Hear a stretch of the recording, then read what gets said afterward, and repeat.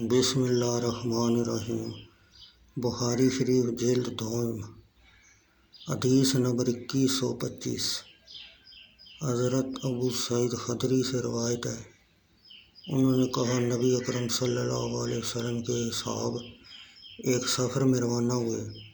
وہ سفر کرتے ہوئے عرب کے قبائل میں سے ایک قبیلہ کے ہاں فروکش ہوئے اور ان سے کھانا طلب کیا، لیکن انہوں نے ان کو کھانا دینے سے انکار کر دیا اور اس قبیلے کے سردار کو بچھو نے ڈس لیا۔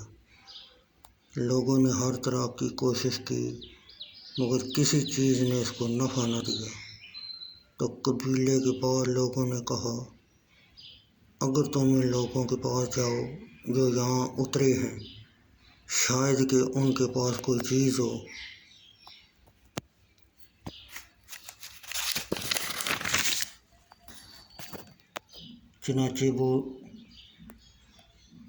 چنانچہ وہ لوگ صحابہ رسول صلی اللہ علیہ وسلم کے پاس آئے اور کہنے لگے اے لوگو، ہمارے سردار کو بچھو نے کاٹ لیا اور ہم نے اس کے لیے ہر طرح کی کوشش کی لیکن اس کو نفع نہیں ہوا، کیا تم میں سے کسی کے پاس کچھ ہے؟ صحابہ کرام رضی اللہ تعالیٰ عنہ میں سے بعض نے کہا، وہ راوی حدیث حضرت ابو سعید خدری رضی اللہ تعالیٰ عنہ تھے، ہاں اللہ کی قسم میں دم کرتا ہوں، لیکن باخدا ہم نے تم سے میزبانی طلب کی اور تم نے ہماری مہمانی نہیں کی، اور میں تمہیں دم نہیں کروں گا حتیٰ کہ تمہارے لیے اجرت مقرر کرو۔ انہوں نے بکریوں کا ریوٹ دینے پر وہاں مصالحت کر لی۔ نسائی کی روایت میں 30 بکریاں۔ تو ایک صحابی گئے، وہ اس پر سورہ فاتحہ پڑھ کر پھونکتے گویا کہ وہ رسیوں سے کھولا گیا ہے، یعنی فوراً صحیح ہو گیا، اور وہ اس طرح چلنے لگا کہ اس کو کوئی تکلیف ہی نہ تھی۔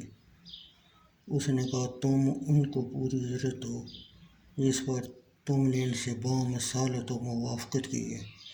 صحابہ کرام رضی اللہ تعالیٰ عنہ میں سے بعض نے کہا کہ بکریاں تقسیم کر لو، اور جس نے دم کیا تھا اس نے کہا تقسیم نہ کرو حتیٰ کہ ہم نبی اکرم صلی اللہ علیہ وسلم کی خدمت میں حاضر ہوئے ہوں اور ان سے سارا ماجرا بیان کریں جو ہوا، اور دیکھیں وہ ہمیں کیا ارشاد فرماتے ہیں۔ صحابہ کرام رضی اللہ تعالیٰ عنہ رسول اللہ صلی اللہ علیہ وسلم کی خدمت اقدس میں حاضر ہوئے اور آپ سے سارا واقعہ بیان کیا۔ نبی اکرم صلی اللہ علیہ وسلم نے فرمایا تمہیں کیسے معلوم ہوا کہ سورہ فاتحہ سے جھاڑ پھونک ہوتا ہے؟ پھر آپ صلی اللہ علیہ وسلم نے فرمایا تم نے اچھا کیا ہے، بکریاں تقسیم کر لو اور میرے لیے بھی اپنے ساتھ حصہ رکھ لو۔